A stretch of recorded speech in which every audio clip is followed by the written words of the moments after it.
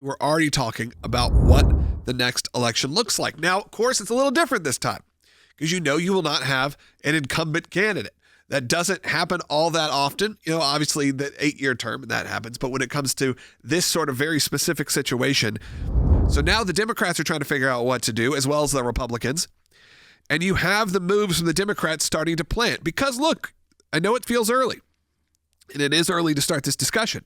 But I just look, President Trump, remember, he announced his candidacy very early, probably the earliest of any modern candidate of that scale. He announced it on November 15th of 2022. So that means you are only about 24, 28 months away from making that announcement if you're going to be on the same timeline. And for any of you who follow politics, know how that works, you got to raise an enormous amount of money. You have to have a lot of support going in. You have to have all your exploratory committees ready. All of these things have to happen. And of course, a few of the front runners have started to show up for the Democratic side. Now, I think the Republican side, you're going to have to wait a little bit because they're going to start. Certainly J.D. Vance and certainly some of the other names will start popping up over the next little bit. You'll start noticing little things happening in their world that maybe are bringing them more attention. The left is not as subtle. You have launch of brand new podcasts, which again, podcasting not usually the space for the left. They have not had that kind of corner on the market like the conservatives have. But they have said, hey, we're going to do it. And we got Gavin Newsom doing a very interesting podcast, a really interesting decision to, again, all of them I feel like are trying to moderate, are trying to go into the middle, or are trying to figure out if they can reach people and even just make it clicky enough to where you go, oh, I got to see that. So you have Gavin Newsom, you have Michelle Obama announcing her new podcast with her brother. Everyone knows Michelle Obama. And Michelle Obama, I think, is that one that they're going to keep trying to get because not that it's a guaranteed winner, but it's going to be very tough because she is very beloved. She is very liked as a person, as a political figure. You win over a lot of people with her. But every time they sort of flirt with Michelle Obama, I feel like every time they start to bring that out, inevitably she's like, not interested.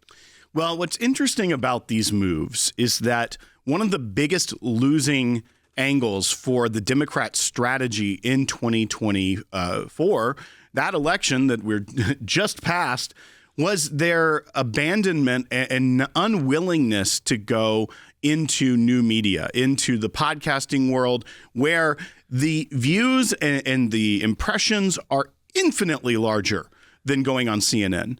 And then you see what has happened to the Democrat Party post-election.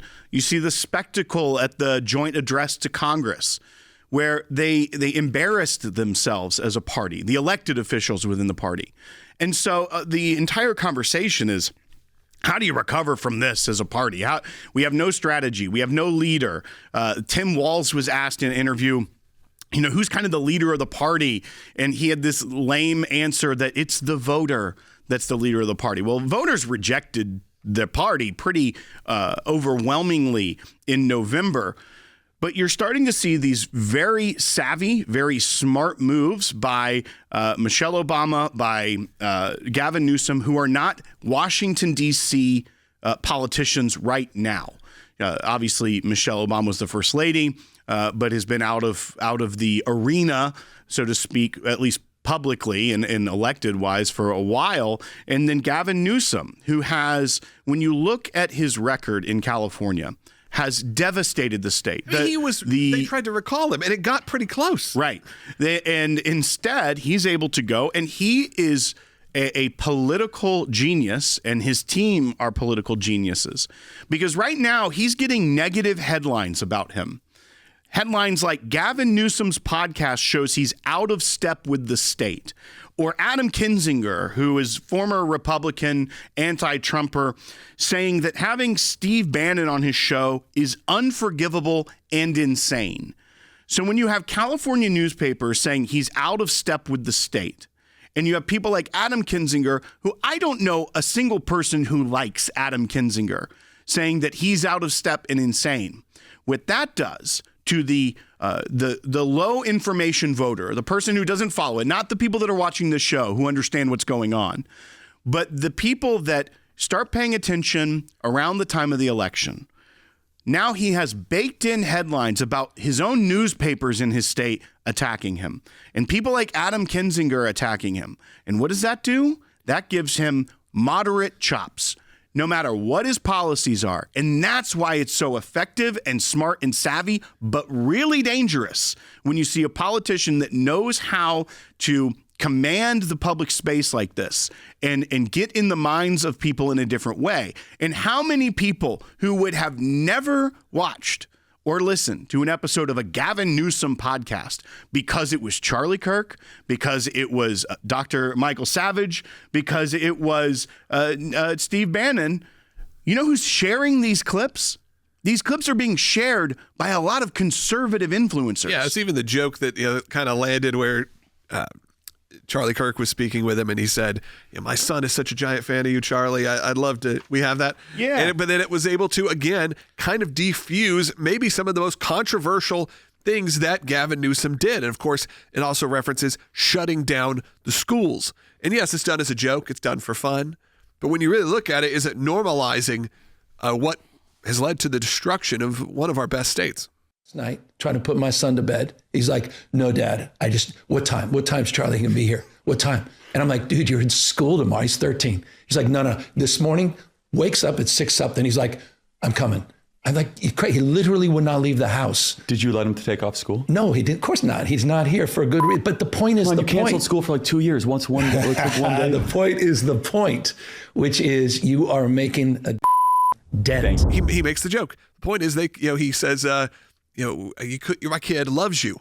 Number one, that's a start, because now you're already saying, hey, my kid has different political opinions than I do as an adult, and I still love my kid. You can be that moderate, which is pretty interesting that you can actually have these relationships with your family, as you should be able to, by the way, but that can happen. And there isn't some hatred in the household. And then you have one step further, which is, I won't let him take off school. And then Charlie hits him with you canceled school for 2 years. Very funny, but trivializes that pretty egregious sin that happened where kids have been held back so much because of it. That's right. And he's able to diffuse the situation with like the French Laundry. That was where he went out and had a very high-end dinner while no one else was allowed to go out the Napa in Valley. public. Yeah. And he was able to take something that was one of the biggest PR crises of his governorship and just kind of get rid of it and even say, like, I'm growing up, I've learned from it.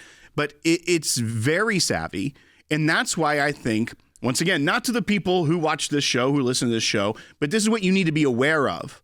Because when you're talking to people that are maybe then more open to the idea of someone who is very savvy, very slick, very polished and charming, even Charlie Kirk himself said, the Republicans better watch out because he is very charming and disarming. He doesn't get rattled by Charlie Kirk making a jab at you canceled school for 2 years. He's able to continue the conversation, let it roll off his back, as you said, as if it were nothing. Yeah. That is a skill like we haven't seen in a politician in a very long time.